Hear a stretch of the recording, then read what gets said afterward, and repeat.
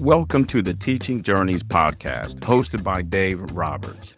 Humanity possesses a unique skill, the ability to pass knowledge from one generation to the next. This podcast embraces that ability, offering learning opportunities through conversations with extraordinary guests. Dave aims to leave a positive mark on individuals around the world. So before you dive into today's episode, please share this podcast with your network, including friends, family, and colleagues. And please consider leaving a rating or review. Your support makes all the difference.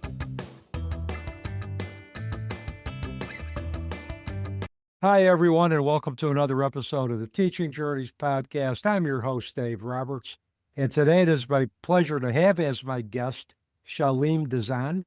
Shaleem is a registered nurse, a skier, a mountain biker, a poet, a nature admirer, a dog lover, a believer, an author, and a griever. She has been touched by tragedies blazed more than once. She lives in Bentonville, Arkansas, where she is a certified grief counselor. Shaleem, welcome to the Teaching Journeys podcast. I've been looking forward to our conversation for some time now. Thank you, Dave. It's always good to be here. I've been looking forward to this too. We got to give a shout out, like I usually do, to anybody who introduces us. I know Chris Mamoni, who I know you've been involved in an anthology project with, introduced us. He had interviewed you for his Empowered Grief Journey podcast. He immediately connected with me and he goes, I think Shaleem would be a great guest for your podcast. We talked, we found out we aligned on many levels, and that's brought us to this moment today.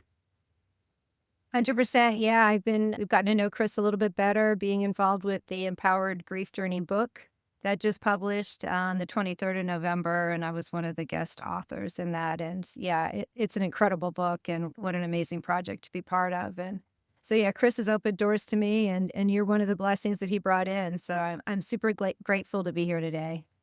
Me too. And we're going to talk about the Empowered Grief Journey anthology book, your specific journey, your writings, including a new children's book that has just been released today on many publishing platforms. So we have a lot of territory to cover today, and I'm looking forward to getting started. So.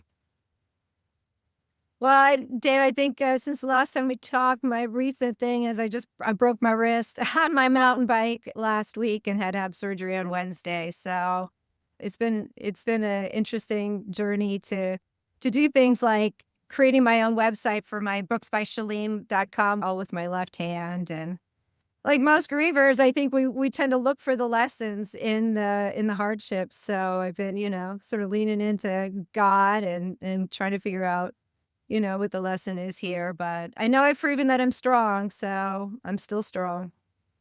Times like that when we need to learn to adapt, it's always good to call on Crow medicine. Crow teaches us many different lessons, but one of the things is that they will take what the land gives them, whether it's roadkill, whether it's grain, whether it's vegetation, and basically by watching Crow in terms of just their eating habits, we can learn the process of adaptation and just be grateful for what we have in front of us and also take what the earth gives us so that we can survive and thrive for another day. I love that. Yeah, I didn't have a crow in my children's book, but I'm gonna hold up my I have a seagull. Nigel and the yellow. Well, as long as you held up the book, did you want to talk about your book first before we get into your background? Sure. Let's talk about my book first, and then I'll talk about my grief story for in my other book as well that I published last year. But this is really near and dear to my heart because it's just publishing now, Nigel and the Yellow Ribbon, and it's about how a grieving seagull finds healing. And I'll just read the back cover. It says, Nigel was a very sad seagull after his mom passed away. Come along with him as he finds an unexpected purpose that opens the way to all sorts of new things and new friends, including Dorothy. Dorothy learns the meaning of commemoration, a very big word that she has never heard before. Nigel and his new friends all feel better after the commemoration, and they have learned very valuable lessons about healing from grief.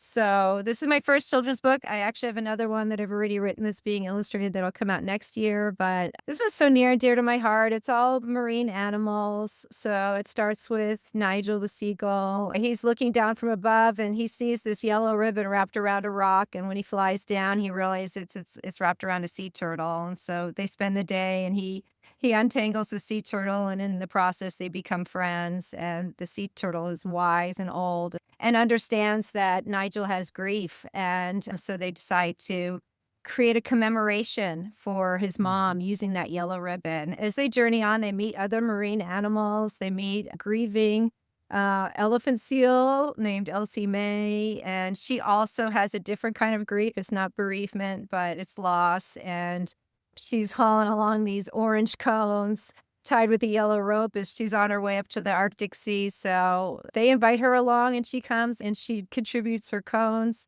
to the commemoration. And then they meet a dolphin and a sea otter. And so they make new friends. And the commemoration is actually it's a pretty deep experience, even though it's just highlighted with a yellow ribbon and some orange cones. It's really what I'm teaching in this book is that it's what is in our hearts that really matters when we are missing the ones that we love. And in the end, Nigel realized that a commemoration isn't just like a one day or a singular yellow ribbon ceremony. It's what we hold in our hearts when we remember the ones that we love. And so it can be something as simple as just bringing a seashell to the shore, when you're holding your loved ones in your heart. So it's a beautiful book.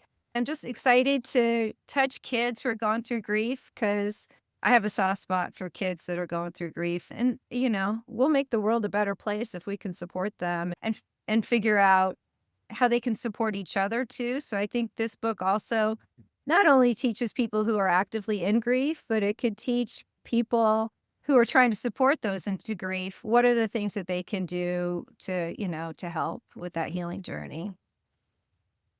Sounds wonderful. Is there a particular age group that your book is tailored for, or is this just You know, any child? you have to choose when you're publishing. So I said 6 years old till 12. But honestly, I think younger kids would get it too. And adults, I think could really grow from this book too. Just understanding, sort of this beautiful concept that I have discovered as an adult griever of what that means to carry the memory forward Mhm. of those who aren't with us. Yeah, I mean, your children's book can teach kids at a young age about integrating grief, about moving through grief, with the essence and the best parts of our loved ones are parts of us. And in that way, we symbolically and we, philosophically and just through action integrate our grief. So I also think since this is a society that is so death avoidant, although we're getting better, but we're still death avoidant. I think this would be a wonderful opportunity for parents, children to sit together and just have a conversation. And 6 to 12, 12, they almost have an adult understanding of death. And 6, they begin to understand that death is permanent. It's not reversible. So that age group, that would be an ideal time to start having family discussions about an event that's gonna befall all of us, regardless of how much we fight it or avoid it. We're all going to be transitioning to a new experience someday. Yeah, 100%. And we know that kids grieve in the way that the adults around them demonstrate it. So if the adults are avoidant or awkward, then the kids are going to become avoidant and awkward. And so I think it's really important to have that be a very natural, open conversation. And children's books is such a great way to do that. Yeah, I believe it is. And well, on behalf of my audience, I want to wish you the best of luck. I hope the book gets in the hands of the families and children who need it. And I hope the book is going to be one of many publications and efforts to kind of help society rethink the narrative around death. Yeah. So, and we're going to get back to your other book because I do want to talk about your other book, Illumination. But I do want to talk to you first about the experience or experiences that have shaped your life path and your passions today that have gotten you to this present moment. So I'm going to turn it over to you. Yeah, Dave, I don't think anybody chooses to be a grief counselor lightly. Obviously, my path was, I was prepared for that path through the experiences of my life. So, short story is, yeah, I became a widow when I was 45 years old. My husband was 48, and he died of cancer on a cold January day in 2017 in our bed, in my arms. And just 3 months before that, we had celebrated our 1-year wedding anniversary, and then the very next day, we had the hardest oncology appointment anyone can have. It was a 0% chance of survival and nothing they could offer him. He had been a survivor of childhood cancer, so he'd had non-Hodgkin's lymphoma in 7th grade and again in 11th grade. So the cancer that killed him 30 years later was a direct result of the high doses of chemo and radiation that he had as a kid. So he didn't want to die, and I really didn't want him to die. And I think anybody who's supported a loved one to their death understands just the tragedy and toll that takes. But nothing could have really prepared me for the day he died. I really felt that my world shattered. We were so in love.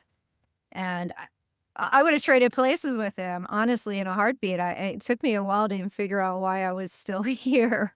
But luckily, I had my black lab, our black lab, Digby, and he was 6 years old at the time and still so full of playfulness and joy in life. And he helped to bring me back into a place where I was engaging in life in a meaningful way, which is one of the important steps we have to take on a grief journey. So even if that just meant throwing the ball for him in the backyard, which I did a lot. And I wrote a lot during that time. I wrote my first poem the night my husband died, and I wrote extensively through that first year and a half of grieving my husband and trying to recalibrate myself and who I was now that he was gone. And one of his deathbed wishes, and I can still see him sitting there, was that I would scatter his ashes from a high mountain place on our favorite mountain called Illumination Rock. And we were backcountry telemark skiers. And so this is an arduous journey, like up the climbers route, up one of the big volcanoes in Oregon, Mount Hood, and it's steep. You have your skis on your back and you hike straight up until you get to the point where you would have to put on your crampons and be roped in and have an ice axe. And at that point, you traverse over to Illumination Rock. And I'll tell you what, the day that I did scatter his ashes, we also had his black lab before Digby, Marley's ashes that he'd never done anything with. And he wanted Marley's ashes left with him up there too. And that was the second hardest day of my life up until that point. Grief has a heaviness to it. The urns were heavy. And, like I said, it's just a physically arduous as well as emotionally hard task. And so I was so grateful to have Marley's ashes to leave with my Brad up there in that high mountain place. And then he said, when Digby dies, you can scatter Digby's ashes there too. And so he had kind of planted that seed that I would have another mission up to Illumination Rock. And fast forward 6 years from the day my husband died, my dog died. Our black lab, Digby, died. And just like Brad, he died in my arms on a cold January day with that back door open and the cold wind blowing in. I had felt very alone for a lot of that 6 years, but I've never felt as alone as when Digby died. That was a really hard day. I had been praying to God to bring somebody into my life to lean into. I did not want to have to face that day alone, Dave. But what I've come to realize is sometimes we do have to face the things that we most fear. And I think I would have gone into quite a place of depression. But I had this mission. I knew that I was going to have to climb a mountain and ski all the way down. It's miles and miles of off-piste skiing down. It's a long way down as well. A few weeks after Digby died, I booked a couple of ski trips. And on one of those ski trips, I met Bentley and we fell in love. And he was, an Ironman athlete. He had a hero's heart. He could quote the Boy Scouts creed. He was a really good guy, and he understood grief because he had had multiple suicides in his family. And so he wanted to know all about Brad and Digby. And he told me all about his brother and his dad and his oldest son. And one of our very first conversations was on this trip I was taking to Illumination Rock, and he said, "I want to come with you. I don't want you to do that alone." Nobody wanted me to have to do it alone. At that time, I had moved to Bentonville, Arkansas, so it was a long trip across the country and up that mountain. And but I didn't know anybody else who could do that trip with me. I mean, you have to be a good skier and physically fit. So we did. We took that trip together. He said, the only thing I need to do is stop and see my best friend, Jim, who's dying of brain cancer on the way. And so we stopped in Arizona. We visited Jim and his wife, and Jim was on hospice. He was still walking and talking, and we knew we had time to go up and do my mission before we came back down to support them. And the sad truth of it is that Bentley had a clogged artery in his heart that we didn't know about. We had just made it to altitude and were about to the place where we would put our skis on and traverse over to Illumination Rock when he fell to his knees and he died of a heart attack up there on the mountain. And I could write a whole book about just that day. That was the worst day of my life. By some miracle, where we were had cell coverage. There's a lot of places up there that don't, but I was able to call 911 and Mountain Patrol and call my mom. My mom will tell you that that was the worst day of her life as well. And she hadn't met Bentley yet, but she was expecting us to come visit after because she lives close to there. And she was expecting me to say we made it to Illumination Rock and the mission is done. And never in her wildest dreams would she imagine her daughter, crying and screaming because Bentley had just died up there. So I came down that mountain a different person. I really couldn't believe that my life was being so defined by grief. I want to have a happy life. I want to be a joyful person. I'm not somebody who wants to be stuck with my grief story. I really felt that I was in a new chapter and God had a great plan for me when I met Bentley. And so I went through an existential crisis. I would say I almost lost my mind, but I retreated into the wilderness. I couldn't be around people. And I slept in the back of my pickup truck in wild places in Oregon and in Idaho. And I just needed raging rivers and tall stands of trees that, blew in the wind. And I needed nature sounds, and I needed to not be witnessed by humans while I found my equilibrium, because there was so much trauma and it was so unexpected with Bentley's death. So I did. I stayed out in the wilderness for close to a month. And then when I came in to use the hot springs to take a shower and came back into cell coverage and had gotten the message from Jim's wife that Jim was now passing and that she wanted me there. And I had just met them, but they knew that I was a person of integrity, and they were best friends with Bentley too. So they were grieving. So I drove from Idaho back down to Arizona and was there for those last few days to support Jim and his wife and his uncle and his oldest son while he passed. And that was good for me to even see that I could be around people, and what a blessing that it, sad, really sad that Jim died. He was only 54 years old and he was a force of a man too. I mean, but I couldn't be around people who didn't understand grief, but because they were so much at ground zero of grieving Bentley and also grieving Jim, that was good. That was a good reminder that I can be around humans. They just have to be humans that understand the depth of these kinds of experiences I was going through. So that was a blessing. And then, I couldn't go home with Digby's ashes. Obviously, I still had them, Dave. So I went back to Mount Hood and went back to finish my mission. And that was a hard day. Grief has a way of making us not want to eat enough or exercise. And so clearly I hadn't been eating enough or exercising. But when I made it back to the base of that mountain, it was do or die. I knew I was going to either get there or die trying. I couldn't go home with Digby's ashes. I couldn't face having to do that. So the conditions in the mountains had changed. For anybody who knows mountain conditions, it had melted and then refrozen. So it was icy. It was really icy for the hike, and for the ski down, it was really hard to get my skis to have an edge. It was a little bit dangerous, but I did. I I brought flowers for, my beloved Brad. I had Digby's ashes. I brought flower petals for Bentley and stopped and wrote at the place where, he had left his body and honored that mission with as much heart and love and prayers and sacredness as I could. And, when I got back to the parking lot at the end of that long day, I felt really empty.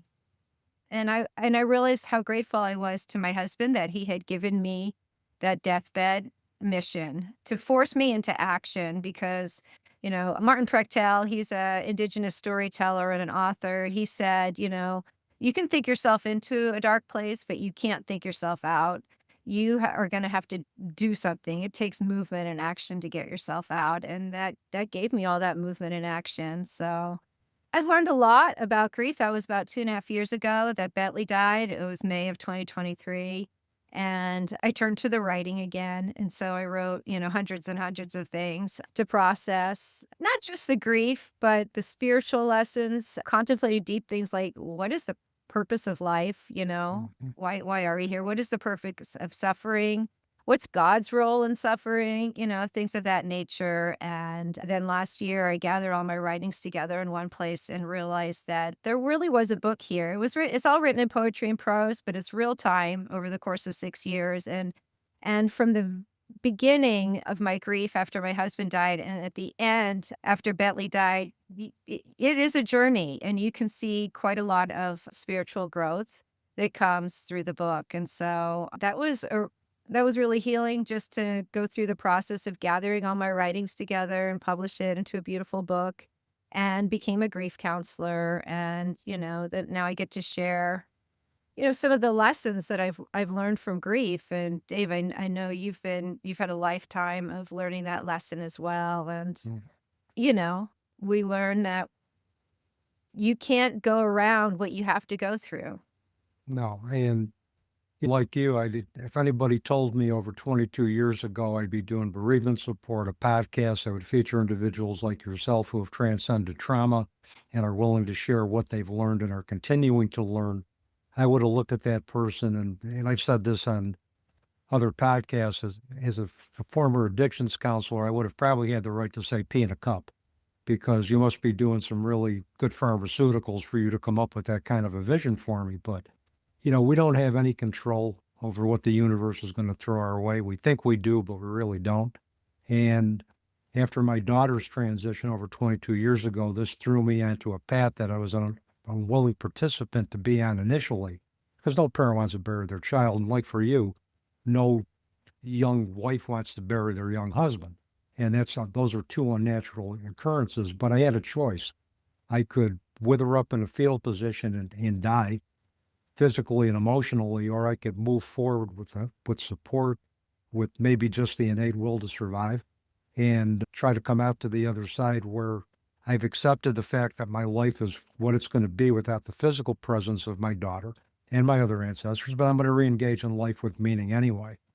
And the things you talked about, I mean, getting out in nature, movement.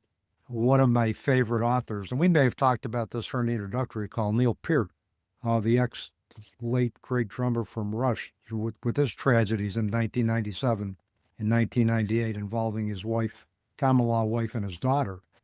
He communed with nature. He took a 55,000-mile road trip. He went within, and he always said, music and motion has always provided me with peace, and that's what he did. And I could see a similar journey, just you getting, just going to Idaho, going to just traveling, just getting away, getting outside of yourself, communing with nature, finding some peace, getting away from the human element, and just trying to just basically find yourself.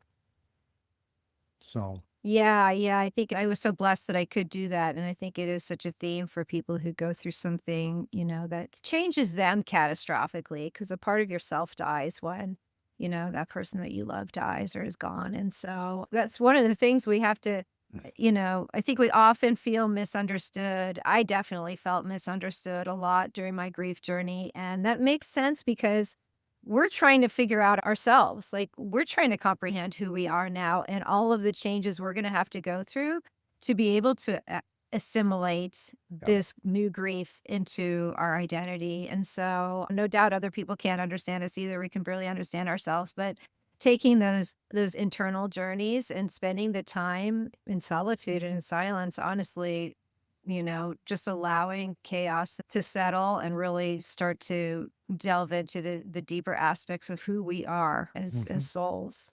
Yeah. So I want to share one of the poems from my book. This one's halfway through. This is when I Now, was before you begin, we're talking about Illumination, correct? Yeah, we got the same Illumination. book, Yeah. Illumination, A Griever's Journey Through the Darkness. So, yes. Thank Yeah. you. And Yeah. when, This one is called Poem 50. And this is, I think this is a good one that sort of shows like when you've got to this point, you're doing pretty good as a griever, right? I listened to the wind and it said, move.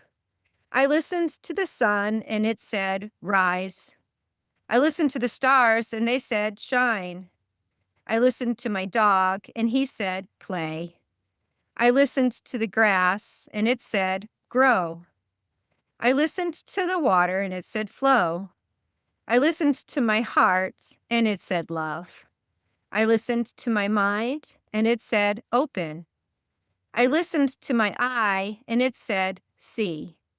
I listened to my soul and it said, pray. And with all of the moving and rising and shining and playing and growing and flowing and loving and opening and seeing and praying, with all of the spaciousness of listening's grace, with the wind and the sun and the stars and my dog and the grass and the water, with my mind and my eye and my soul and my heart, and with all of this good advice to impart, this felt like a promising start. I love that. And as you were reading that, I was thinking Native Americans, their ancestors speak to them through the physical land, through the physical world, through the water, through the trees, through the land. And as I'm hearing those elements of nature speaking to you and your dog speaking to you, I'm thinking, boy, what a testament to the power of the land, the power of our four-legged friends who I know in Native American culture and others, they revere the teachings of animals, and all of them have a sacred place. And just how you used all of the elements around you in nature, and with your dog, immediately I thought of Digby. That's a testament to the fact that teachings can come anywhere, and it does not necessarily have to be from our fellow humans. And the other thing, as you were talking, I got to say this before I forget, when you were talking about having to go back up on that mountain to spread Digby's ashes, particularly after Bentley had transitioned, I was thinking sometimes our soul and spirit takes us farther than our flesh wants us to go. And if that were me, it was like I almost had an out-of-body experience. I kind of disconnected my soul and spirit from my physical body, and my soul and spirit was responsible for getting me up that mountain. And my physical body was just kind of like a detached observer to the process.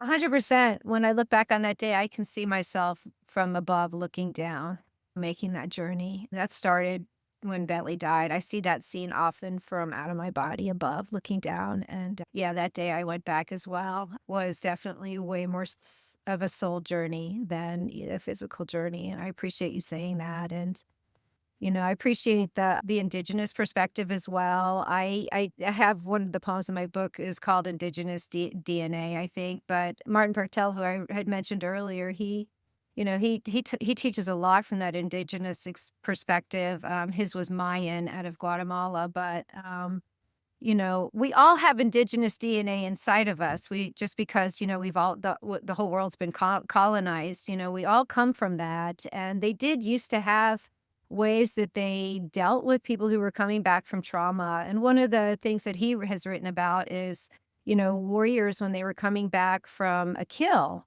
They wouldn't come straight back into the village. They would camp outside of the village and they would send the youngest boy into the village to let them know that they were back. And then the elder men who were too old to go out through the kill but were veterans, they would go out and camp with them for weeks and they would do ceremony. And they recognized that, especially the young warriors, when they made their first kill, that there were two deaths, the death that they took and the death of the person they were before that. And I just loved that they understood that you're going to fail if you come straight back into the village with all of that weight of trauma and grief on you, that, that there were times when our society understood better how to support people who had faced life-changing experiences, because certainly falling in love is a life-changing experience, but losing your love is a life-changing experience as well. And I think trauma is a life-changing experience. So people would talk about trauma even if they didn't know the person and they died on that mountain and they were with them. That would be traumatic, right? Even if they had just met them that day, let alone it was somebody that you were really hoping to spend the rest of your life with, and had fallen deeply in love with. And so I reached into those stories, and I understand that our culture doesn't have that now, but that just even knowing that we once did understand Mhm. that better as a human society helped me to understand why I felt so honestly afraid to just come home and face the rest of my life. And another one of my poems that I wrote I think it's called The Same as Yesterday. And it, basically just says, if you go through a life-changing experience, would you expect somebody to be the same as they were yesterday? And the answer is obviously no, which was why it felt so surprising to me that I felt like my friends expected me to be the same, right? And I wasn't. I tangibly wasn't. Shaleem, I think it's society's expectations, and many put a premium in society on functionality, on success, and on happiness. And happiness to me isn't the only emotion that we're going to experience that's going to lead us to genuine, authentic experience with other human beings. We have to get in touch with the entire spectrum of emotions, no matter how messy that is. But the thing is that people expect that, well, you're going to be okay. You'll hear things like, well, you're going to be okay. Well, no, I'm not okay. Brad died. Bentley died. Digby died. I'm forever changed because of the experience. And besides, how do you know I'm going to be okay? Especially if you're not walking in my shoes. You don't know that. But these are things that have been told that are going to be of comfort. And most people don't mean to offend, but most people just don't know exactly what to say or what they're told to say. They don't realize how undermining to the grief process it can be to the person on the receiving end of it. Um, and it's just a matter of doing more education, not only about simply about getting rid of the mystery of death, but also how to support individuals who are grieving. And we need more of that. Yeah, that I'm going to read one more poem from my book. This one was written shortly after Brad died. So this is poem number 10. And it speaks to this subject. What to say at times like these. I've heard some well-meaning words of late, such as, at least you knew true love. At least he's in heaven above. At least time heals all wounds. At least Jesus loves you. At least you have your dog to play. At least you can take a walk today. At least you can write your prose. At least the sun still glows. All these words may well be true, but right now they seem absurd. My brain is not quite right, you see, for they sound like empty words. Here is my reply. Would you tell a grieving mother, at least you had a son? A refugee fleeing from a war, at least you could run. A soldier dying in the field, at least you had a life to give. A murdered victim's family, at least you can forgive. A starving kitten, cold and wet, at least you have fur. A prisoner and solitary, at least you can endure. What comfort is there in those words? There is a lack of understanding. So if you are wondering what to say at times like these, what would be comforting? It's simple. I'm sorry for your suffering. Yeah, or another good thing is I really don't know what to say, but the only thing I can do is give you my presence, however that may look and however you need to use it. But yeah, I actually I read that. I started smiling a little bit only because I've know individuals I've companioned, have heard all these things or similar things. I'll tell you Yeah. one of your initial poems that really just got my attention was your poem number 3, which was Battlefield. Yes. And the line that got me, and this really really identified my own experience with my daughter. As I lie awake at night and cry, my heart so full of sorrow, and wish that I could join you now and not have to face tomorrow. I remember, Shaleem, looking up at the sky, talking to God, and my faith in God was highly shattered after my daughter's transition. And I Yeah. said, look, if I'm not suicidal, but I'm not going to, my heart isn't going to break if you want me to start eternity tomorrow, just so I can be where my daughter is. And this is when I still had her daughter, my first granddaughter, my kids, my two sons, Dan and Matt, and my wife Sherry. But grief was such an all absorbing, um, self absorbing experience for me that nothing else seemed to exist for that moment, other than the fact that I want to be where my daughter is. Now I look and I tell God that I'm actually having fun teaching what I've learned from my own experience. And I'm grateful for the opportunity to help others. So I want this to continue to go on as long as you're going to let it go on for me. And but I just want to let you know that I'm not scared of death. I'm not, but I'm just not quite ready for eternity to start yet. So when you believe my work is done here, or where I fulfilled my human law mission, then you can take me. Would I Yeah. have said that 22 years ago? Absolutely not, Shalene. But it's just again, in the spaces in between her initial loss and then movement through grief, I met a lot of individuals who shaped a different perspective for me. Yeah, I think, we understand movies like, Gladiator or Braveheart or whatever, like, of course, they're totally super brave after their loved ones dies. They're not holding on to life in the same way when you're at that ground zero of grief. And I think it's a very natural thing for so many people to just feel like, I just want to be with them. And if they're in the spirit world, that's where I want to be. Luckily, time doesn't heal the wounds, but time does help us to move through that phase and to hold on to life with a little bit, more gratitude and realize how sacred it is that we're here and how very fleeting, can go in just a heartbeat. Yeah, yeah, for sure. I know you spend a lot of time in nature. From your perspective, what are the healing properties of nature as it relates to helping individuals move through grief? Yeah, it's such a kind witness, there's just never any hidden agenda there. There's never any second guessing. Are they being, is that pine tree being really stable and, nice, but is it secretly judging me or anything like that? Those complicated things that come from the human experience. And so I think not only is it very grounding to just, feel the earth underneath our hands or our feet or lay on the earth. I think it's a kind witness and it helps to put us back into again that more primal state of mind that isn't worried about Facebook posts or isn't worried about what's on the nightly news or anything like that. You really can, very unselfishly go deep into your own human experience, your own soul journey. And it's patient. Nature is extremely patient. It doesn't,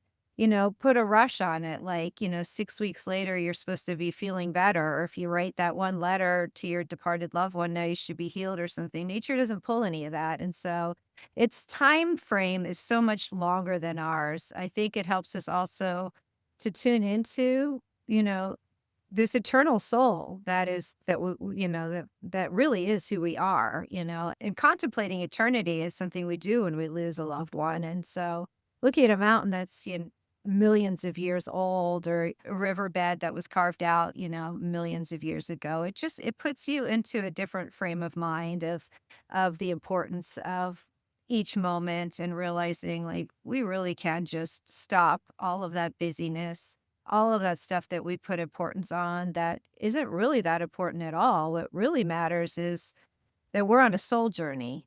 And Mm. if we realized how important that was, then, for myself anyway, I realized like I am going to be changed by these grief experiences. I can't change the fact that I'll be changed, but I can change how I allow that to carve me. And I want to become a person with better character. I want to become a kinder Hmm. person, a more compassionate person, a more understanding person, more generous. Right away, I was bitter and angry, and it was hard for me to see happy people in love. How come they got to have that and I didn't? And, it took time, but I kept coming back to that and saying, like, this is an opportunity for soul growth.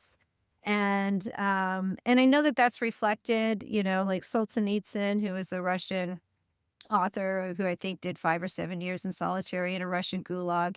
He wrote the lines like, my greatest fear is that I wouldn't be worthy of my suffering. So I think, when we are in an experience of suffering, let it be worth something. And Yeah. the greatest thing that I can imagine it would be worth is soul growth. And so I Yeah. think nature helped me understand that eternal aspect of myself, the longer time frames, and realize I want this to be an opportunity for soul growth. And I think from the practical side, from the scientific side of it, research has shown that all elements of nature can reduce our blood pressure, reduce anxiety, improve mood. So just being out in the stillness and letting nature wash over us can be healing. I know the Japanese have Mhm. a forest bathing where, you just Mhm. go out in the forest and you just, you Yeah. just let the forest to wash over you. You just let your mind just kind of go blank and just let nature, have its impact and feel the empowering uh, elements and the empowering characteristics that nature can provide us. Oh, totally. And my mind was just racing. There was so much adrenaline when I first went into the woods after Bentley died. And, eventually you see in my poetry things like noticing there's a bird with a yellow head and, there's some spring bloom and there's a rainbow or a butterfly. And so, just being able to bring yourself back, into this place of, look, there's beauty. Look, there's so much beauty in nature. Hmm. I did a lot of writing when I was out in nature as well. I think I've heard you talk about on other podcasts, and I've read about it as well, how that part of our brain turns off when we're in a intense grief or trauma experience. And Hmm. so that's why, like, if you have refugees fleeing and reporters there saying, tell me about the experience, they just can hardly find words, right? Like, you can't put words to these experiences often. And that's where poetry came in for me. I think I searched for metaphor a lot for the experience I was having, almost as if nobody would care if it was just my experience. But if I could find a metaphor that would represent it, then maybe they would understand what this was like more. And again, I think I wasn't writing it for anybody. I was really only writing it for myself. And so there's that kind of, existential question, like, who's the author and who is the poet? But so really I was trying to figure out for myself, like, what is this experience that I'm going through? How can I find analogies or metaphors to really describe this thing that my brain isn't finding good words for? So yeah, a lot of people writing really helps them. And I have to say, when the poems and prose came, they came quickly. It was just a download, and, I wrote it down very quickly. I typed it into my notes on my phone, and later when I went back and read it, it was almost unfamiliar, and so it feels kind of like a very mystical thing when writing comes that way, and it was a blessing. Yeah, I mean, some of the best writing I've done for online publications have been just have come through me automatically, where Yeah. my hand just, I start thinking of the title first, then the outline goes in my head, and I'm just thinking to myself, well, I better get on my laptop and start typing at least a rough first draft, before Exactly. I lose the muse, so to speak. Speaking 100%. speaking of metaphors, I saw on your website a photo of a lighthouse, and I've always been intrigued by lighthouses anyway. So I wanted to ask you to tell our audience, if you would, about the symbolism that that photo has as it relates to your grief journey. Yeah, absolutely. Thank you. One of my signature sayings, and it came out of a poem after Digby died, is this: perhaps after all, a broken heart is like a broken mirror with more places to reflect the light.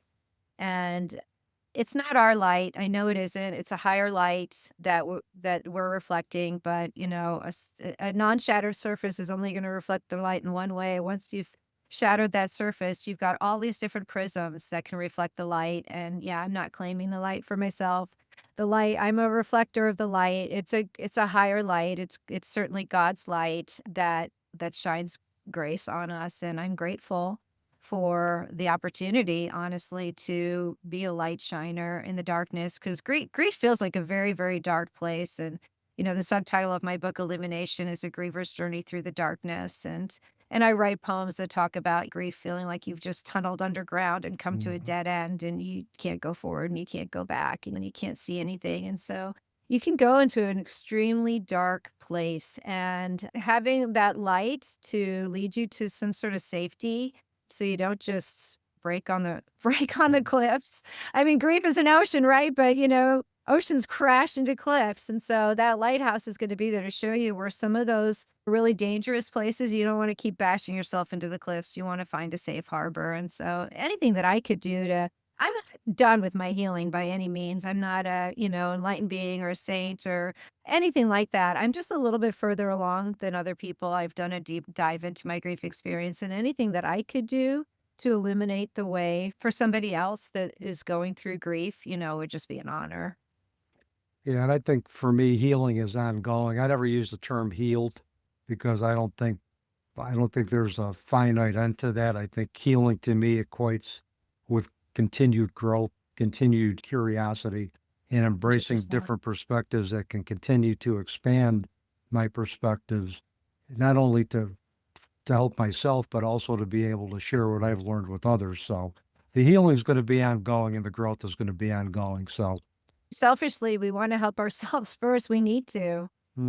yeah, we do. We do. We can't take care of ourselves, or we can't love ourselves. We can't love anybody else effectively. So the Empowered Grief Journey anthology book, there were 23 authors, including yourself, that were involved. First of all, how challenging was it for you to put your story in, like, I'm guessing one chapter that was probably, I don't know, 1,000 to 2,000 words, maybe at the most? How challenging was that for you to figure out, how do I narrow this down? How do I can condense it so that people understand the full picture of what I've been through? And once you answer that, what do you want individuals to take away from the anthology if they choose to read it? Chris joined me to jump in at the last minute. He had invited 23 authors, and then when they had submitted their final chapters, a couple of them dropped out for one reason or another. Either he didn't feel like their writing was strong enough, or they couldn't fill the pages. And so it was a very last minute thing that he said, I know you're an author. I think you have a very powerful story. Will you write us a chapter? And so mine was a condensed experience. I sat and wrote it that week. The timing was just fantastic. What an honor to be part of this incredible book. Because I had somebody recently ask me to be a speaker at a suicide event, and they said, but don't make it too heavy. So I was really kind of contemplating, like, how do I talk about grief without making it too heavy? And how do I tell my story also in a condensed manner? Because, that was he was asking for about a 20-minute talk. And so this was about a 7 or 8 page writing. And I thought, well, this is great. How can I write this not in poetry, but using my author's voice to tell my story and whatever I want it, the takeaway to be for the reader. It was such a blessing. I cried a lot, surprisingly, retelling the story. I cried the most, believe it or not, when I got to the part about Digby. I just think I didn't process Digby's grief as much, because I right away got, on this mission to do his ashes, and then Bentley died, and that just was so eclipsing that, but Digby had been with me longer, and he was my best friend. He taught me more about love, and he saved my life. And so it was really beautiful to be able to realize there was still some real grief in there about Digby. Another thing that I got to do in this chapter that I haven't spoken about. The next summer after my husband died, my best friend died, and she was the only person who became a better friend after my husband died. Everybody else kind of got a little awkward and fell to the wayside. But she just said things like, "You do grief your way. I love you anyway." And she was local, and I was with her the day we realized there was something wrong with her Yeah. equilibrium and she couldn't walk straight. I was with her in the hospital when she was in the emergency room getting diagnosed, and she got a brain virus and died 6 weeks later. And she was 42. She left behind a 2-year-old and a 5-year-old. And at that time, it just felt so personal. Like, why was this happening to her? And why was this happening to me again? I didn't write any poems about Bevan. It didn't make it into my Illumination book at the time. I was engaging with life. I was writing a different kind of a book. I was writing a fiction, and somehow I never found words for that experience. So it was such a blessing and honor in this Empowered Grief chapter to be able to include Bevan, who deserved to be included there because she was also a very dramatic and surprising and very, very sad loss. And so, what a gift to be able to include Bevan.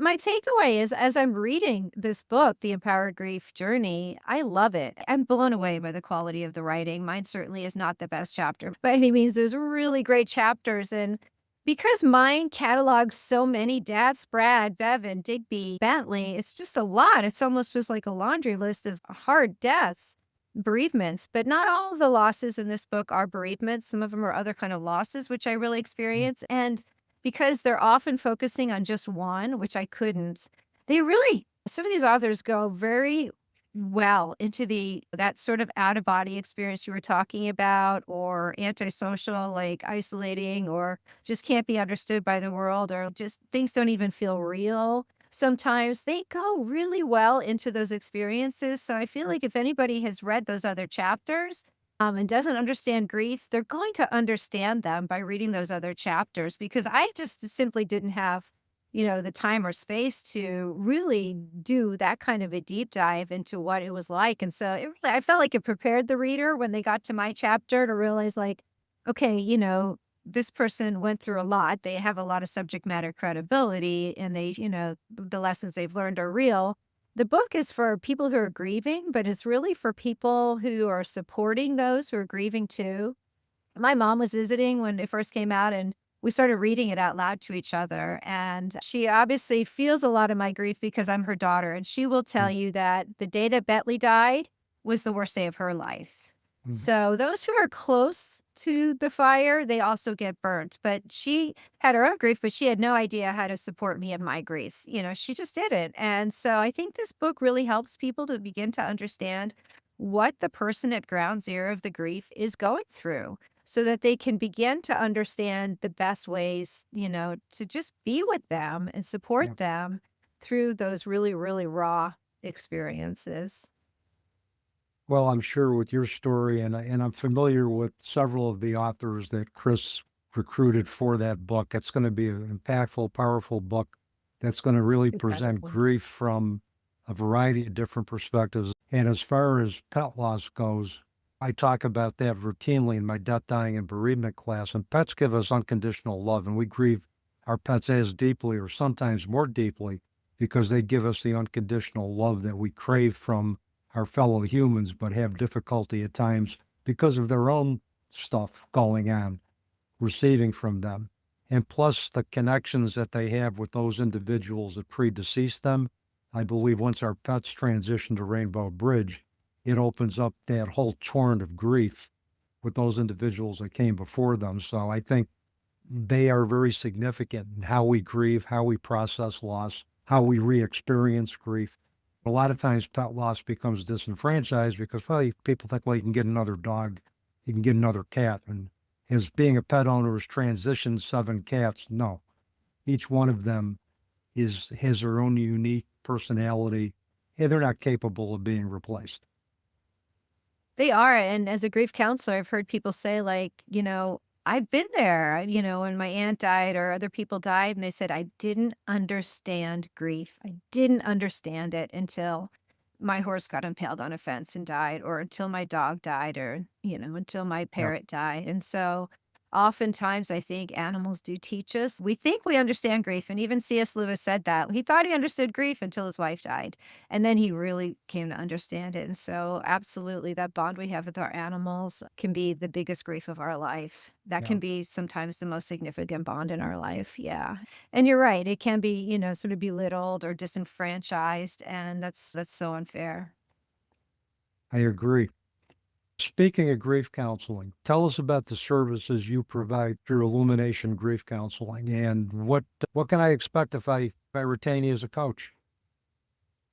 Yeah, I do a Zoom call. So I've got clients all over the country, and we can do a 40-minute free Zoom just to see if it's a match. I think it's really important for both the client and myself to feel like it is a good match.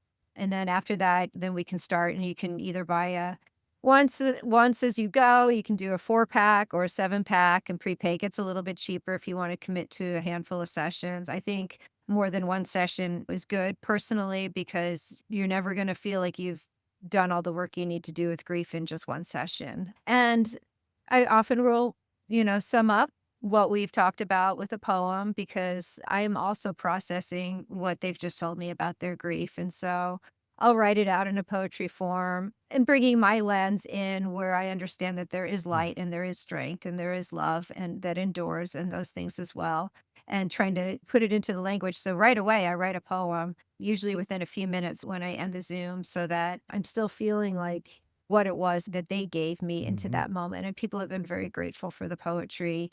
We will, obviously talk about their experience, but I'll also give some homework of things that I found helpful to do. I encourage them to get my book Illumination and read a poem or two, Mhm. and then we can talk about how did that relate to your grief? Did it feel familiar, not familiar? What do you have to say about that? So, as I am part of more books, I think the Empowered Grief Anthology would also be a really good book to use in grief counseling, and I plan to do that because each chapter is only about 7 Yep. pages. And so, I read a ton of grief books when I was healing from grief, and so I really do think that there is power in healing in seeing other people's how they've come through their grief experiences. Well, and anthologies have their own built-in community. If you got 23 writers sharing 23 different stories, that becomes a community that the griever can now rely on, and they don't necessarily have to have met them. They don't necessarily have had to have interacted with them, but they come to know them through their stories, and they become part of their community. Um, 100%. Yeah.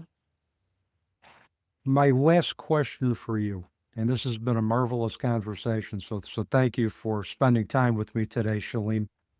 People want to get in touch with you. They want to contract for your services, purchase your books. What's the best way for them to do that? And trust me, all of this is your contact information will be in the episode notes.